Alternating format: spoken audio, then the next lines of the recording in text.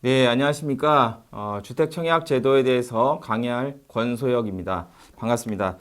어, 저에 대해서 간단하게 소개를 드리면, 일단 부동산학 박사고요. 그리고 현직에서 분양 업무를 진행을 하고 있습니다. 현재 15년째 하고 있고요. 그 이후에 뭐 학교 강의라든지 여러 뭐 학회 활동 등등을 하고 있습니다. 그리고 여러분들이 모델하우스 같은 데 가시면 이제 분양 상담을 받으시는 경우가 있는데, 그 상담사들이 이제 법정 교육을 받아야 되는데, 그 분양 대행자 법정 교육에서도 청약 강의를 하고 있습니다. 그러면 강의를 시작하겠습니다. 강의는 이제 세 개의 파트로 나눠지고요. 첫 번째는 청약 통장, 두 번째는 이제 민영주택에서 일반 공급의 청약, 그 다음에는 특별 공급 청약 순으로 강의를 하도록 하겠습니다. 먼저 청약 통장입니다. 청약 통장은 종류가 총 4가지가 있는데요. 현재는 주택 청약 종합저축만 신규 가입이 가능한 상황입니다. 청약 예금, 부금, 저축 같은 경우에는 이제 과거에 가입이 가능했던 상품이고요. 청약 저축은 이제 국민주택하고 이제 85제곱미터 이하의 국민주택 그리고 임대주택에 가능한 통장이고, 청약 부금하고 예금은 이제 민영주택에 가능하죠. 부금은 이제 85제곱미터 이하, 예금은 뭐 전 평형 다 가능한 상황이었습니다. 그런데 요 세 가지 유형을 통합을 해서 현재는 주택청약 종합저축이라는 상품으로 가입이 가능합니다. 그래서 국민주택, 뭐 민영주택, 임대주택 모두 다 이 통장으로 가능합니다. 그래서 그렇게 보시면 되겠고, 좀 차이가 있다 그러면은 이제 그 부금 같은 경우랑 청약 저축 같은 경우에는 이제 납입 방식이죠. 이렇게 매달 납입하는 방식인데, 예금은 이제 거치식이죠. 한 번에 예치를 하는 방식인데, 종합저축은 이제 두 가지가 다 가능합니다. 월 2만 원에서 50만 원까지 납부도 되고, 일시에 민영주택 같은 경우에는 예치금을 일시 납부를 해도 기간만 충족이 되면 상관이 없습니다. 그리고 이제 그 우리가 청약을 할 때 1순위, 2순위 이런 순위가 있는데, 1순위 조건 같은 경우에 청약 통장에 있어서도 가입 기간에 차이가 좀 있습니다. 투기 과열지구, 청약 과열지역, 이렇게 흔히 말하는 규제 지역 같은 경우에는 24개월 이상이 되어야 합니다. 예치 금액을 충족을 하고 가입한 지 24개월이 넘어야 되고요. 민영주택 같은 경우에는 기간만 따집니다. 그런데 이제 국민주택은 이제 회차를 고려를 하기 때문에 한 회차에 10만 원까지 인정이 됩니다. 그래서 국민주택에도 희망을 하실 경우에는 매월 10만 원 단위로 이렇게 입금을 하시면 유리할 것 같습니다. 그리고 수도권 지역, 규제 지역이 아닌 수도권은 12개월이면 됩니다. 그리고 수도권 이외의 지역은 6개월만 지나면 1순위 요건을 충족을 합니다. 그렇게 기억을 하시면 되겠고요. 그 다음에 이제 예치 금액 같은 경우에는 면적과 지역에 따라 금액의 차이가 있습니다. 표에 보시면 전용 면적 기준으로 85제곱미터, 102제곱미터, 135제곱미터 이렇게 구분이 되어 있고요. 그 다음에 지역별로도 서울특별시 및 부산광역시, 그리고 그 밖에 광역시, 기타 지역 이렇게 구분이 되어 있습니다. 그래서 요 해당 거주 지역에 맞춰서 예치 금액이 충족이 되면 해당 면적을 청약을 할 수 있다라고 보시면 되겠고요. 여기서 중요하게 기억하셔야 될 부분을 좀 설명을 드리면, 기본적으로 우리가 청약을 하기 위한 자격 요건은 내가 청약을 하려고 하는 주택이 속한 지역을 기준으로 합니다. 그러니까 규제 지역이냐 아니냐. 그러니까 앞서 설명드렸던 1순위 요건의 가입 기간 같은 경우에도 규제 지역이 할 때는 24개월, 그러니까 주택을 공급하는 지역을 기준으로 합니다. 대부분이 모든 자격 판단의 기준 그렇습니다. 그런데 예치 금액은 예외입니다. 예치 금액은 본인의 거주지를 기준으로 합니다. 그러니까 지금 청약 가능 지역이 묶여 있거든요. 그러니까 수도권, 서울, 경기, 인천 지역은 청약이 가능합니다. 그리고 부산, 울산, 경남 지역 가능하고요. 대구, 경북 가능하고, 광주, 전남 뭐 이런 식으로, 또 세종, 대전, 충남 이런 식으로 묶여 있습니다. 청약 가능 지역이. 그런데 수도권을 예를 들어서 설명을 드리면, 자, 서울특별시는 표에 가장 왼쪽에 있죠. 300만 원에서 1,500만 원의 예치금의 기준이 있고, 인천광역시는 그 밖에 광역시이기 때문에 250만 원에서 1,000만 원의 구간이 적용이 됩니다. 그리고 경기도는 기타 지역이기 때문에 200만 원에서 500만 원의 기준이 적용이 되죠. 그러면 자, 서울시에 거주하시는 분이 인천광역시에 공급하는 주택에도 청약이 가능합니다. 물론 이제 해당 지역 우선은 있지만 청약 자체는 가능을 한데, 자, 그럼 85제곱미터 이하의 주택에 청약을 하려고 할 때 서울 거주자는 300만 원이 되어야 청약을 할 수 있다는 말이죠. 자, 인천시 기준은 250만 원이지만 본인의 거주지를 기준으로 하기 때문에 서울시 거주자는 300만 원이 되어야 85제곱미터 이하의 청약이 가능합니다. 또 반대로 경기도의 하남시 거주하시는 분들은 기타 지역이기 때문에 200만 원만 있으면 서울시든 인천광역시든 다 85제곱미터 이하 주택에는 청약을 하실 수가 있어요. 그렇게 기억을 하시면 되겠고, 그 다음에 이 면적 기준이 185, 102, 135제곱미터 이하는 전부 다 가능합니다. 그러니까 예전에는 이게 구간으로 돼 있었던 적이 있는데 지금은 해당 면적 이하는 모두 가능하기 때문에, 예를 들어서 하남시에 거주하시는 분이 500만 원의 예치가 되어 있다. 그러면 전 평형에 어느 평형이라도 가능하다. 그렇게 기억하시면 되겠습니다. 그래서 그 서울시 거주하시는 분이 하남시에 85제곱미터 이하의 청약을 할 때 200만 원만 있으면 되지 않겠나, 이렇게 착각을 하시는 분이 있을 수 있는데 그렇지 않다는 거. 예치금은 본인 거주 지역을 기준으로 한다는 거. 그거를 꼭 기억을 해 주시면 되겠습니다. 자, 그 다음에 이제 청약 통장에서 변경이 이루어지는 경우가 있거든요. 그걸 한번 알아보겠습니다. 자, 먼저 이제 이사를 가는 경우가 있겠죠. 그 경우를 보시면 예를 들어서 서울시 거주하시는 분이 하남시로 이사를 하셨다. 그러면 전입신고를 했을 때 언제까지 하면 되느냐? 최초 입주자 모집 공고 당일까지 하면 됩니다. 물론 이제 거주 기간에 제한이 있어서 해당 지역으로 청약을 하기 위해서는 거주 요건을 충족을 해야 되는 부분은 있지만 어쨌든 그렇지 않은 지역도 있을 수가 있겠죠. 그럴 때는 바로 해당 지역으로 청약도 할 수 있기 때문에 어쨌든 기준은 전입신고는 최초 입주자 모집 공고일 당일입니다. 그리고 여기서 주의하셔야 될 게 뭐냐면 최초 입주자 모집 공고일을 기준이라는 거죠. 그러니까 입주자 모집 공고가 처음에 나간 후에 어떤 내용에 오류가 있다거나 변경 사항이 생겼을 때 정정신고 또는 변경신고를 하는 경우가 있습니다. 모집 공고가. 그렇더라도 자격의 기준일은 최초 공고일을 기준으로 하는 겁니다. 최초 공고일하고 변경 기준일 사이에 내가 전입신고를 한다든지 했다라고 해서 적용이 되지 않는다는 거죠. 자, 그 다음에 이제 예치금액 변경인 거죠. 그죠? 청약 지역에 따라서 예치금액이 다르다는 거를 좀 전에 확인하셨는데, 예를 들어서 하남시에 거주하시다가 서울시로 이사를 가시는 경우가 있겠죠. 그러면 하남시 기준은 85제곱미터 이하가 200만 원이었는데 서울시는 300만 원이죠. 100만 원이 부족합니다. 그러면 그 예치금을 언제까지 채워야 되냐? 그럴 경우에는 청약 신청 전까지 채우시면 되는 거죠. 그렇게 기억을 하시면 되겠고요. 그 다음에 이제 주택 청약 종합저축 같은 경우에 이제 예치금을 변경을 하는 경우가 있는데 그거는 입주자 모집 공고일 당일까지 변경을 하면 됩니다. 자, 그리고 이제 기존에 그 청약 저축이나 부금을 가입을 하신 분들 같은 경우에는 청약이 이제 제한이 되죠. 청약 저축은 민영주택에는 청약을 할 수가 없습니다. 그런데 민영주택에 청약을 하기 위해서는 청약 예금으로 변경을 왔었거든요. 그런데 지금은 예금이 신규 가입이 안 되기 때문에 주택 청약 종합저축으로 바꿀 수 있는 거 아닌가라고 이렇게 오해를 하시는 경우가 있는데 그렇지가 않습니다. 지금도 저축이나 부금을 가입하셨던 분들은 예금으로 변경이 가능하세요. 그래서 그거는 최초 입주자 모집 공고일 전날까지 변경을 하셔야 되는 거고요. 종합저축은 신규 가입을 하셔야 됩니다. 변경은 안 됩니다. 그래서 예금이나 청약 예금이 신규 가입은 안 되지만 기존에 가입했던 청약 저축이나 부금을 변경을 해서 가입하는 거는 가능하다라는 거 기억을 하시면 되겠습니다.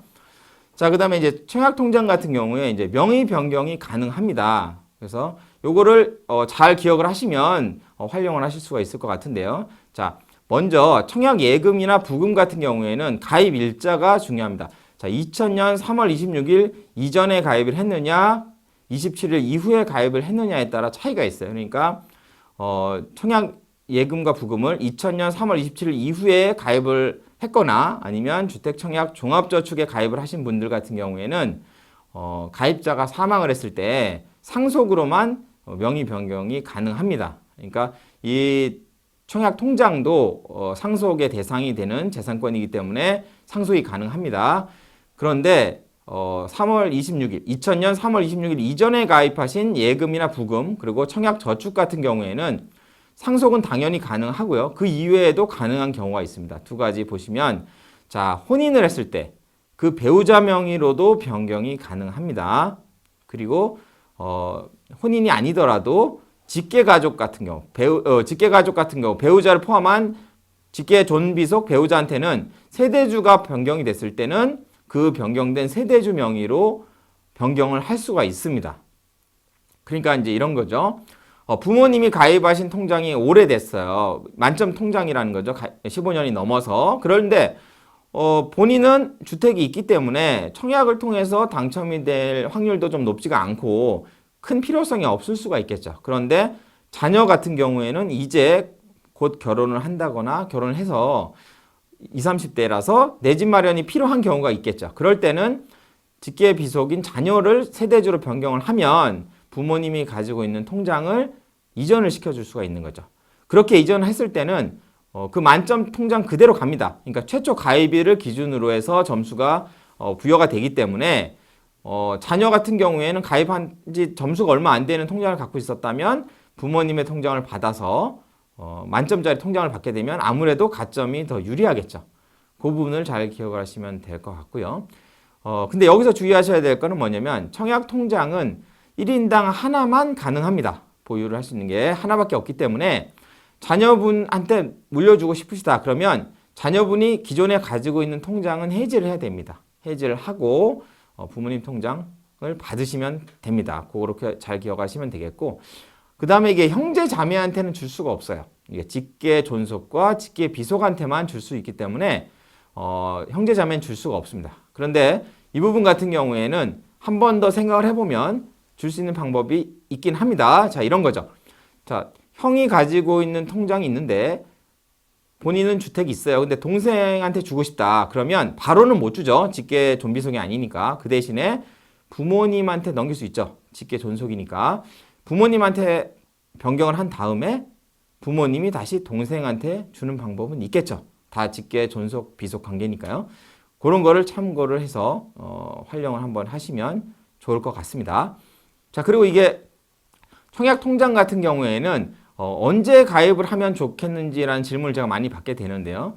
자, 태어나면서부터 가입은 가능합니다. 그런데 꼭 그럴 필요는 없어요. 자, 미성년자인 기간에는 2년간, 민영주택은 2년, 그리고 국민주택은 24회차까지만 인정이 됩니다. 그렇기 때문에 만 19세가 성년이죠. 그러니까 만 17세에 가입을 하면 2년을 다 인정을 받는 거고요. 뭐 15세, 13세 가입을 해도 상관은 없지만 결과적으로 통장 가입 기간의 점수는 같다는 거죠. 그래서 미성년자 기간이 2년만 인정이 된다라는 걸 기억을 하시면 되겠고, 명의 변경의 경우에는 또 상관이 없습니다. 그러니까 뭐 20살인 아들한테 넘겨줬다. 원래대로 하면 만 19세까지 2년이 인정이 되고 20세까지 1년이니까 3년밖에 안 되겠지만 부모님 통장은 최초 가입일부터 다 인정이 되기 때문에 명의 변경 때는 그것도 상관이 없다는 거죠. 그걸 좀 잘 기억하시면 되겠습니다. 그리고 기존에 청약에 관심이 없으셨던 분들이 통장을 가지고 있다가 계속 돈을 안 넣고 있었던 분들이 있어요. 그러니까 흔히 말하는 이제 장롱에 처박혀 있는 통장. 그럴 때 그러면 새로 가입을 하는 게 좋은가요? 라는 질문을 제가 자주 받는데요. 그럴 때는 절대 해지를 하지 마시고 그동안에 못 넣으셨던 부분을 은행에 가셔서 이렇게 입금을 하시면 뭐 회차별로 다 입금을 해주기 때문에 그 가입 기간을 그대로 다 활용을 하실 수가 있습니다. 그래서 처음에 가입만 해서 뭐 10만 원만 들어있는데요, 20만 원만 들어있는데요 하더라도 절대 해지를 하지 마시고 활용을 하시면 될 것 같고요. 그리고 또 가끔 보시면 돈이 없어서 해지를 하시는 경우가 있는데 이게 해지를 하면 어차피 다 날아가기 때문에 일부 해지나 전부 해지보다는 차라리 기존에 들어있는 예치금을 기본으로 담보로 해서 일부 대출도 가능하기 때문에 가능하시면 그렇게 해지를 하지 않는 게 좋겠습니다. 네, 안녕하십니까. 주택청약 제도에 대해서 강의할 권소혁입니다. 반갑습니다. 저에 대해서 간단하게 소개를 드리면 일단 부동산학 박사고요. 그리고 현직에서 분양 업무를 진행을 하고 있습니다. 현재 15년째 하고 있고요. 그 이후에 뭐 학교 강의라든지 여러 학회 활동 등등을 하고 있습니다. 그리고 여러분들이 모델하우스 같은 데 가시면 이제 분양 상담을 받으시는 경우가 있는데 그 상담사들이 이제 법정 교육을 받아야 되는데 그 분양 대행자 법정 교육에서도 청약 강의를 하고 있습니다. 그러면 강의를 시작하겠습니다. 강의는 세 개의 파트로 나눠지고요. 첫 번째는 청약 통장, 두 번째는 이제 민영주택에서 일반 공급의 청약, 그 다음에는 특별 공급 청약 순으로 강의를 하도록 하겠습니다. 먼저 청약 통장입니다. 청약 통장은 종류가 총 4가지가 있는데요. 현재는 주택 청약 종합저축만 신규 가입이 가능한 상황입니다. 청약 예금, 부금, 저축 같은 경우에는 이제 과거에 가입이 가능했던 상품이고요. 청약 저축은 이제 국민주택하고 이제 85제곱미터 이하의 국민주택 그리고 임대주택에 가능한 통장이고, 청약 부금하고 예금은 이제 민영주택에 가능하죠. 부금은 이제 85제곱미터 이하, 예금은 뭐 전 평형 다 가능한 상황이었습니다. 그런데 요 3가지 유형을 통합을 해서 현재는 주택청약 종합저축이라는 상품으로 가입이 가능합니다. 그래서 국민주택, 뭐 민영주택, 임대주택 모두 다 이 통장으로 가능합니다. 그래서 그렇게 보시면 되겠고, 좀 차이가 있다 그러면은 이제 그 부금 같은 경우랑 청약 저축 같은 경우에는 이제 납입 방식이죠. 이렇게 매달 납입하는 방식인데, 예금은 이제 거치식이죠. 한 번에 예치를 하는 방식인데, 종합저축은 이제 2가지가 다 가능합니다. 월 2만 원에서 50만 원까지 납부도 되고, 일시에 민영주택 같은 경우에는 예치금을 일시 납부를 해도 기간만 충족이 되면 상관이 없습니다. 그리고 이제 우리가 청약을 할 때 1순위, 2순위 이런 순위가 있는데, 1순위 조건 같은 경우에 청약 통장에 있어서도 가입 기간에 차이가 좀 있습니다. 투기 과열지구, 청약 과열지역, 이렇게 흔히 말하는 규제 지역 같은 경우에는 24개월 이상이 되어야 합니다.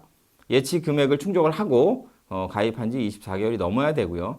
민영주택 같은 경우에는 기간만 따집니다. 그런데 이제 국민주택은 이제 회차를 고려를 하기 때문에 한 회차에 10만 원까지 인정이 됩니다. 그래서 국민주택에도 희망을 하실 경우에는 매월 10만 원 단위로 이렇게 입금을 하시면 유리할 것 같습니다. 그리고 수도권 지역, 규제 지역이 아닌 수도권은 12개월이면 됩니다. 그리고 수도권 이외의 지역은 6개월만 지나면 1순위 요건을 충족을 합니다. 그렇게 기억을 하시면 되겠고요. 그 다음에 이제 예치 금액 같은 경우에는 면적과 지역에 따라 금액의 차이가 있습니다.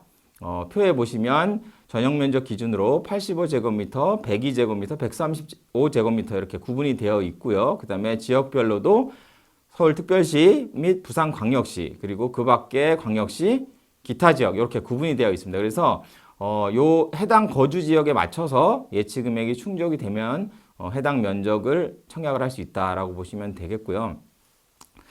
여기서 중요하게 기억하셔야 될 부분을 좀 설명을 드리면, 기본적으로 우리가 청약을 하기 위한 자격 요건은 내가 청약을 하려고 하는 주택이 속한 지역을 기준으로 합니다. 그러니까 규제 지역이냐 아니냐. 그러니까 앞서 설명드렸던 1순위 요건의 가입 기간 같은 경우에도 규제 지역에 할 때는 24개월, 그러니까 주택을 공급하는 지역을 기준으로 합니다. 대부분이. 모든 자격 판단의 기준 그렇습니다. 그런데 예치 금액은 예외입니다.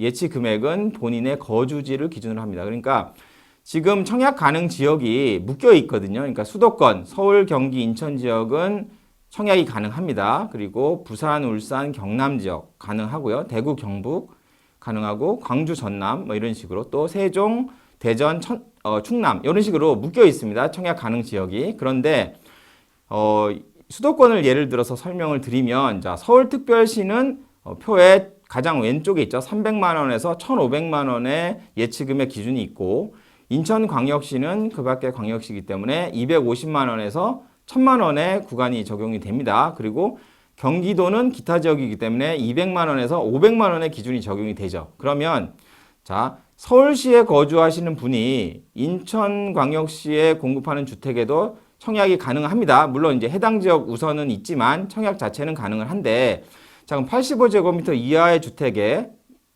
청약을 하려고 할 때 서울 거주자는 300만 원이 되어야 청약을 할 수 있다는 말이죠. 자, 인천시 기준은 250만 원이지만 본인의 거주지를 기준으로 하기 때문에 서울시 거주자는 300만 원이 되어야 85제곱미터 이하의 청약이 가능합니다. 또 반대로 경기도의 하남시 거주하시는 분들은 기타 지역이기 때문에 200만 원만 있으면 서울시든 인천광역시든 다 85제곱미터 이하 주택에는 청약을 하실 수가 있어요. 그렇게 기억을 하시면 되겠고, 그 다음에 이 면적 기준이 185, 102, 135제곱미터 이하는 전부 다 가능합니다. 그러니까 예전에는 이게 구간으로 돼 있었던 적이 있는데 지금은 해당 면적 이하는 모두 가능하기 때문에, 예를 들어서 하남시에 거주하시는 분이 500만 원의 예치가 되어 있다. 그러면 전 평형에 어느 평형이라도 가능하다. 그렇게 기억하시면 되겠습니다. 그래서 그 서울시 거주하시는 분이 하남시에 85제곱미터 이하의 청약을 할 때 200만 원만 있으면 되지 않겠나, 이렇게 착각을 하시는 분이 있을 수 있는데 그렇지 않다는 거. 예치금은 본인 거주 지역을 기준으로 한다는 거. 그거를 꼭 기억을 해주시면 되겠습니다. 자, 그 다음에 이제 청약통장에서 변경이 이루어지는 경우가 있거든요. 그걸 한번 알아보겠습니다. 자, 먼저 이제 이사를 가는 경우가 있겠죠. 그 경우를 보시면 예를 들어서 서울시 거주하시는 분이 하남시로 이사를 하셨다. 그러면 전입신고를 했을 때 언제까지 하면 되느냐?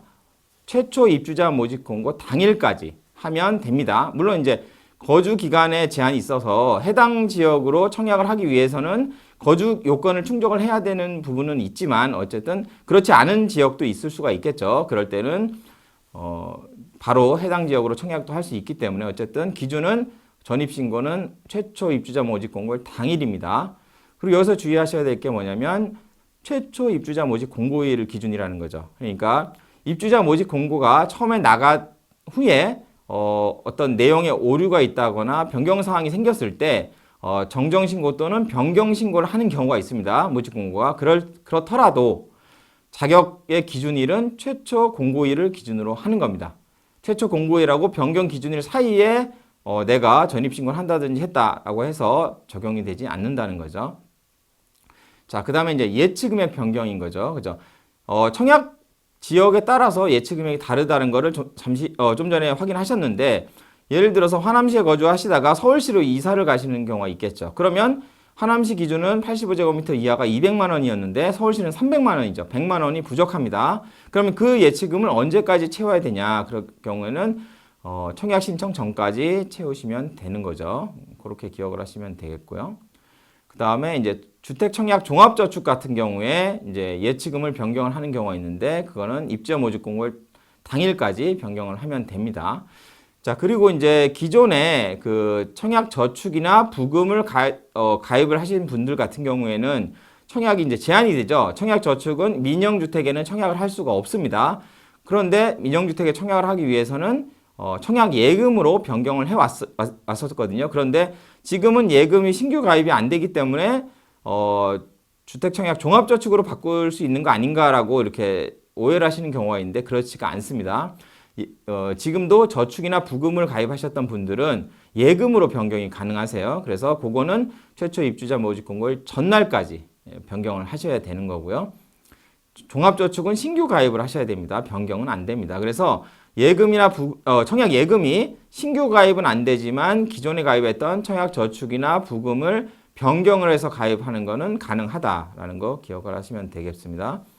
자, 그 다음에 이제 청약통장 같은 경우에 이제 명의 변경이 가능합니다. 그래서 요거를 잘 기억을 하시면 활용을 하실 수가 있을 것 같은데요. 자, 먼저 청약 예금이나 부금 같은 경우에는 가입 일자가 중요합니다. 자, 2000년 3월 26일 이전에 가입을 했느냐, 27일 이후에 가입을 했느냐에 따라 차이가 있어요. 그러니까 청약 예금과 부금을 2000년 3월 27일 이후에 가입을 했거나 아니면 주택청약 종합저축에 가입을 하신 분들 같은 경우에는 가입자가 사망을 했을 때 상속으로만 명의 변경이 가능합니다. 그러니까 이 청약통장도 상속의 대상이 되는 재산권이기 때문에 상속이 가능합니다. 그런데 2000년 3월 26일 이전에 가입하신 예금이나 부금 그리고 청약저축 같은 경우에는 상속은 당연히 가능하고요. 그 이외에도 가능한 경우가 있습니다. 두 가지 보시면, 자, 혼인을 했을 때 그 배우자 명의로도 변경이 가능합니다. 그리고 혼인이 아니더라도 직계가족 같은 경우, 배우자를 포함한 직계 존비속 배우자한테는 세대주가 변경이 됐을 때는 그 변경된 세대주 명의로 변경을 할 수가 있습니다. 그러니까 이제 이런 거죠.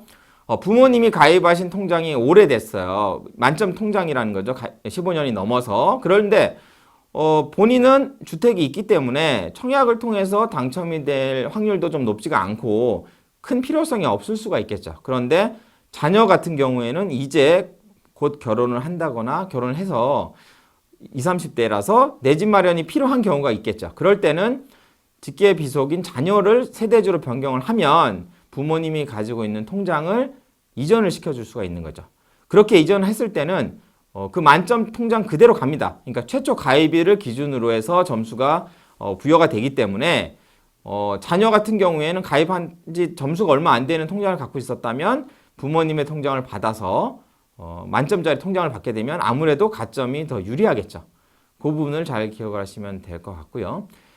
근데 여기서 주의하셔야 될 거는 뭐냐면 청약 통장은 1인당 하나만 가능합니다. 보유를 할 수 있는 게 하나밖에 없기 때문에 자녀분한테 물려주고 싶으시다. 그러면 자녀분이 기존에 가지고 있는 통장은 해지를 해야 됩니다. 해지를 하고 부모님 통장을 받으시면 됩니다. 그렇게 잘 기억하시면 되겠고, 그 다음에 이게 형제 자매한테는 줄 수가 없어요. 이게 직계 존속과 직계 비속한테만 줄 수 있기 때문에 형제 자매는 줄 수가 없습니다. 그런데 이 부분 같은 경우에는 한 번 더 생각을 해보면 줄 수 있는 방법이 있긴 합니다. 자, 이런 거죠. 자, 형이 가지고 있는 통장이 있는데 본인은 주택이 있어요. 근데 동생한테 주고 싶다. 그러면 바로는 못 주죠. 직계 존비속이 아니니까. 그 대신에 부모님한테 넘길 수 있죠. 직계 존속이니까. 부모님한테 변경을 한 다음에 부모님이 다시 동생한테 주는 방법은 있겠죠. 다 직계 존속 비속 관계니까요. 그런 거를 참고를 해서 활용을 한번 하시면 좋을 것 같습니다. 자, 그리고 이게 청약 통장 같은 경우에는 언제 가입을 하면 좋겠는지라는 질문을 제가 많이 받게 되는데요. 자, 태어나면서부터 가입은 가능합니다. 그런데 꼭 그럴 필요는 없어요. 자, 미성년자인 기간에는 2년간, 민영주택은 2년, 그리고 국민주택은 24회차까지만 인정이 됩니다. 그렇기 때문에 만 19세가 성년이죠. 그러니까 만 17세에 가입을 하면 2년을 다 인정을 받는 거고요. 뭐 15세, 13세 가입을 해도 상관은 없지만 결과적으로 통장 가입 기간의 점수는 같다는 거죠. 그래서 미성년자 기간은 2년만 인정이 된다는 걸 기억을 하시면 되겠고, 명의 변경의 경우에는 또 상관이 없습니다. 그러니까 뭐 20살인 아들한테 넘겨줬다. 원래대로 하면 만 19세까지 2년이 인정이 되고 20세까지 1년이니까 3년밖에 안 되겠지만 부모님 통장은 최초 가입일부터 다 인정이 되기 때문에 명의 변경 때는 그것도 상관이 없다는 거죠. 그걸 좀 잘 기억하시면 되겠습니다. 그리고 기존에 청약에 관심이 없으셨던 분들이 통장을 가지고 있다가 계속 돈을 안 넣고 있었던 분들이 있어요. 그러니까 흔히 말하는 이제 장롱에 처박혀 있는 통장. 그럴 때 그러면 새로 가입을 하는 게 좋은가요? 라는 질문을 제가 자주 받는데요. 그럴 때는 절대 해지를 하지 마시고 그동안에 못 넣으셨던 부분을 은행에 가셔서 이렇게 입금을 하시면 뭐 회차별로 다 입금을 해주기 때문에 그 가입 기간을 그대로 다 활용을 하실 수가 있습니다. 그래서 처음에 가입만 해서 뭐 10만 원만 들어있는데요, 20만 원만 들어있는데요 하더라도 절대 해지를 하지 마시고 활용을 하시면 될 것 같고요. 그리고 또 가끔 보시면 돈이 없어서 해지를 하시는 경우가 있는데 이게 해지를 하면 어차피 다 날아가기 때문에 일부 해지나 전부 해지보다는 차라리 기존에 들어있는 예치금을 기본으로 담보로 해서 일부 대출도 가능하기 때문에 가능하시면 그렇게 해지를 하지 않는 게 좋겠습니다.